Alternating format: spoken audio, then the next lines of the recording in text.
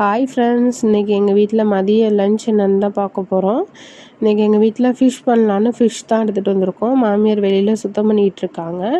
நம்ம அதுக்குள்ளே கிச்சன் வேலையை பார்க்கலாம் அப்படின்னு சொல்லிட்டு ஸ்டார்ட் பண்ணிடலான்னு வந்தாச்சு. ஃபஸ்ட்டு ரசம் தான் வச்சேன்.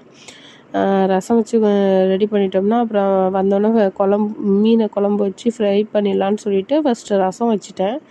ரசம் வச்சு உப்பு போட்டு எல்லாம் கலந்து மூடி வச்சுட்டு அதுக்கப்புறம் குழம்புக்கு புளி ஊற போட்டுட்டு வெங்காயம் தக்காளியும் கட் பண்ணி வச்சிடலாம் அப்படின்னு சொல்லிட்டு அதுவும் கட் பண்ணேன். ஏன்னா பாப்பா தூங்கிட்டு இருக்கா.